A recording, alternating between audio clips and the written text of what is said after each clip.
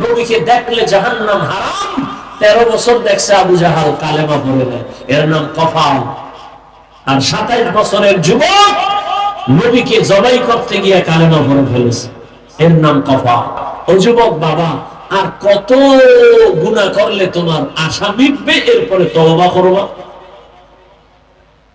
তোমার মনে অনেক আশা, আমাদের মনেও আশা, গুনাহের আকর্ষণ তো আমাদের মধ্যেও আছে। এর যুবক, তুমি মনে মনে খুঁজতেছো নাচ গানের মধ্যে যেন কেমন মজা আছে, এই মজাটার শখ আমার মধ্যেও আছে। তুমি তো এই নাচ গান দেখতে দেখতে কত শখ মিটাইছো, আর কত নাচ গান করার পরে তুমি তওবা করবা। জীবনে কত মাইয়ার চরিত্র নষ্ট করেছো, আর কত মেয়ের চরিত্র নষ্ট করার পরে তুমি তওবা করবা। বলো, পার্কে পার্কে কম দৌড়াও নাই, গুনাহ কম করো নাই, আর কত গুনাহ করার পরে তুমি অন্তরকে পরিশুদ্ধ করে তওবা করবা। বলো, হায়াতের বাকি কত, বলো, করোনায় কত তাজা প্রাণ চলে গেল, এই ডেঙ্গুতে কত প্রাণ চলে গেল, ছাত্র জনতার বৈষম্য বিরোধী আন্দোলনে কত প্রাণ চলে গেল। তুমি আগামী বছর বাঁচবা, তার গ্যারান্টি কি আছে রে বাবা? সুস্থ মানুষটা হঠাৎ মরে যায়, অসুস্থ বান্দা ঔষধ খেয়ে খেয়ে এখনো বেঁচে আছে। কয়দিন আর বাহাদুরি করবা? পারসুনি মা বাবার নেক নজর নিতে? ছাত্র হইয়া পারছো কিনা শিক্ষকের নেক নজর নিবা? পারছো কিনা উলামায়ে কেরামের দোয়া নেওয়ার সুযোগ পেয়েছো? কপাল বুঝি বড় খারাপ। তুমি যদি এই সময় মরিয়া যাও, মা বাবা কান্না করলো, মনে মনে খুশি হবে, কারণ সন্তানের চরিত্র এত খারাপ, মানুষের সামনে মুখ দেখাইতে পারি না, মরিয়া গেছে, একটা বালা চলে গেছে। ও যুবক, তোমাকে আজকে বয়ান করা লাগে পাগলের মতো, ঘুম নাই, খানা নাই, এত পাও ধরে ধরে বয়ান করা লাগবে কেন? আজকে তো হিন্দুদের বয়ান করব, খ্রিস্টানের গির্জায় গিয়া বয়ান করলে অনেক লাভ হইতো, কিন্তু না, তোমার পেছনে 12 মাস ঘুরতে ঘুরতে ওদেরকে বয়ান করার আর টাইম নেই। ও আল্লাহর বান্দারা, আজকে ইসকন কত ষড়যন্ত্র করে, যদি আমরা ওদের বয়ান শুনাইতে পারতাম, এইভাবে যদি পাও দুইরা বয়ান করতাম, 6 মাসের বেশি লাগতো না রে বাবা। এদেশের হিন্দু বৌদ্ধ খ্রিস্টানরা মদিনার আশেক হয়ে যাইত, কিন্তু 12 মাস শুধু আমি কেন, হাজার হাজার উলামায়ে কেরাম মেহনত করে বুঝায়, নামাজ পড়ো, টুপি পড়ো, পর্দা করো, হালাল খাও, অথচ কেন বুঝাবো? তুমিও তো মুসলমান, আমিও তো মুসলমান, তোমার আল্লাহ আমার আল্লাহ দুই না এক? তোমার আমার আল্লাহ এক, নবী এক, কোরআন এক, কাবা এক, ধর্ম এক, কালেমা এক, দুনিয়াতে আসছি এক, বিদায় বেলা কাফনের সংখ্যা হবে 1-3টা। আমাকেও 3খান কাপড় দিবে, তোমাকেও 3টা দিবে।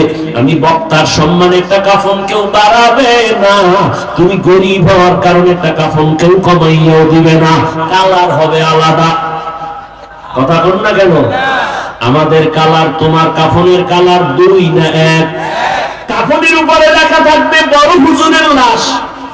কথা বলো, কে ধনী কে গরিব, কে আলেম কে মূর্খ, কে ইমাম কে মুক্তাদি, কে ডাক্তার কে রোগী, কাফনের মধ্যে ঢোকার পরে সব ভাব বন্ধ হয়ে যাবে, লেখাও থাকবে না, সব একাকার হয়ে যাবে। কবরের সাইজও হবে এক, কবরে প্রশ্ন করা হবে 3টা, তাও সবার বেলায় রবের পরিচয় দাও, ধর্মের পরিচয় দাও, রাহমাতুল লিল আলামিনের পরিচয় দাও।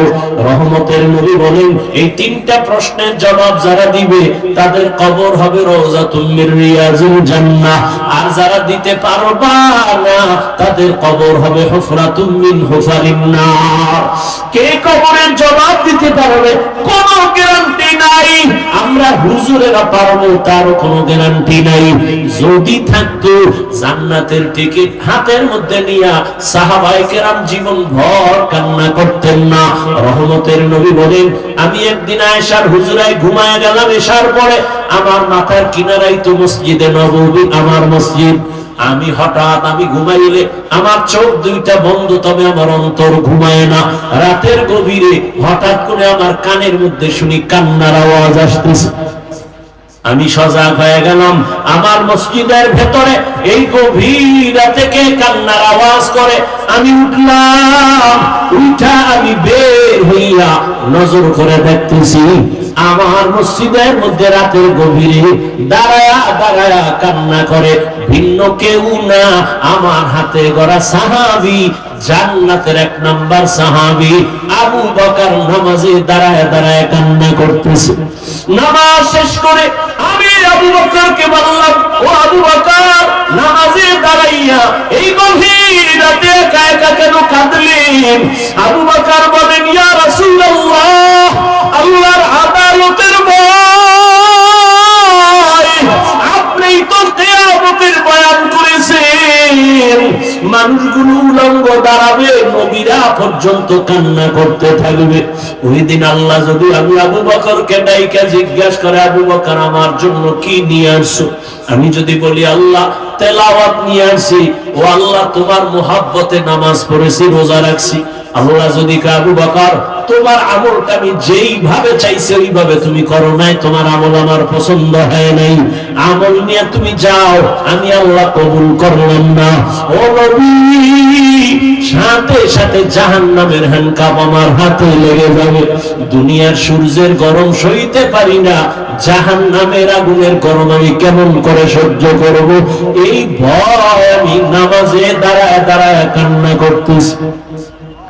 আবু বকরের মতো জান্নাতি সাহাবী নামাজের গভীরে যদি রাতের বেলা কান্না করেন, তাদের কত সুন্দর তেলাওয়াত, কত সুন্দর নামাজ, কত সুন্দর রোজা, কত সুন্দর তাকওয়া, তাদের তুলনায় তো আমাদের কোনো আমলই নাই। আমাদের না নামাজ আছে, না রোজা আছে, না তেলাওয়াত আছে। টুকটাক যা করি সব মানুষকে দেখাবার জন্য করি। আবু বকর যদি এত সুন্দর আমল কইরা কান্না করেন, তাহলে তো আপনার আমার গলায় রশি লাগায়া সারা জীবন কান্না করা দরকার। অথচ কপাল এতটাই যে খারাপ, নিজেও কাঁদি না, অন্যের কান্নাও পছন্দ করি না। নিজেও ঠিক মতো নামাজ পড়ি না, অন্যে যদি নামাজ পড়ে তাও সহ্য করতে পারে না, অনেক কপাল পোড়া আছে। নিজেও হালাল খায় না, অন্যে হালাল খায় তাও পছন্দ করে না। ও পর্দার আড়ালের আম্মা জানেরা, আম্মা জান, আপনাদের জীবনটা কতই যে ধন্য। আপনারা নবীদের মায়ের মতো মা, সাহাবায়ে কেরামদের মায়ের মতো মা। আজকে এখানে কত বোনেরা, কত মায়েরা পুরস্কার পেয়েছেন, হাফেজা হয়ে গেছেন। আপনাদের জীবন তো এমনই ধন্য জীবন। আপনারা তো আয়েশা রাদিয়াল্লাহু আনহার মতো নারী, ফাতেমা রাদিয়াল্লাহু আনহার মতো দামি নারী, খাদিজা রাদিয়াল্লাহু আনহার মতো দামি নারী। আপনারা তো ইসমাঈল নবীর মা হাজরা আলাইহিস সালামের মতো দামি নারী। আপনারা তো ঈসা নবীর মা মারইয়াম আলাইহিস সালামের মতো দামি নারী। আপনারা তো বেঈমান ফেরাউন, এই জমিনে আল্লাহর বড় দুশমন, তার স্ত্রীর নাম কি? আসিয়া, কত দামি নারী। রহমতের নবী বলে কিয়ামতের দিন আসিয়ার সাথে জান্নাতে আমার সাথে বিবাহের ব্যবস্থা হবে। ও এলাকার মা বোনেরা, ও আম্মা জানেরা, ওই ফেরাউনের ঘরে থেকে আসিয়া যদি আমার আল্লাহর পেয়ারা হয়ে জান্নাতি হয়ে যায়, আপনার স্বামী তো ফেরাউনের মতো খারাপ না। আপনি কি পারতেন না নামাজ পড়ে স্বামীকেও নামাজের দাওয়াত দিতেন, দোয়া করতেন?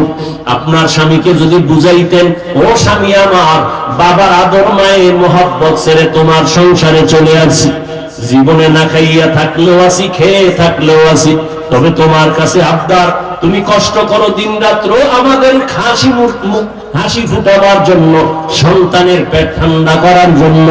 তোমার কাছে জীবনের দাবি, কোনদিন হারাম অবৈধ টাকা ঘরে নিয়ে আসবা না, হারাম টাকা খাইয়া আমাদের রক্ত নাপাক করবো না, সন্তানের রক্ত নাপাক করতে দিব না। এভাবে যদি মা স্বামীকে বুঝাইতেন, কোন স্বামী হারাম টাকা ঘরে নেওয়ার সাহস পাইত না। এরে আম্মা জানেরা, এখনো সময় আছে, তওবা করেন। আপনাদের সন্তানদেরকে এতক্ষণ আমি যত কথা বুঝাইলাম, ও যুবক, তুমিও মুসলমান, আমিও মুসলমান, তোমার আমার আল্লাহ এক, নবী এক, কোরআন এক, কাবা এক, ধর্ম এক, কালেমা এক। অথচ তোমাকে বারবার বয়ান করা লাগে কেন টুপি পরো, নামাজ পড়ো। কারণ কি?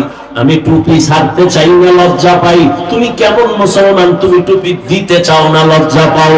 আমি দাড়ি কাটতে লজ্জা পাই, তুমি রাখতে লজ্জা পাও। আমি নামাজ না পড়লে লজ্জা পাই, তুমি নামাজ পড়তে গেলে লজ্জা পাও। আমি মসজিদে না ঢুকলে লজ্জা লাগে, তোমার মসজিদে ঢুকতে গেলে লজ্জা লাগে। একবারও চিন্তা করছো নি বাবা তুমি কেমন জগতের ভিআইপি মুসলমান? তোমার অন্তরটা এমন কেমনের যুবক, অথচ তোমার মতোই তো যুবক জীবনে মাদ্রাসায় পড়ে নাই। ভালো করে একটু খেয়াল করে জবাব দাও।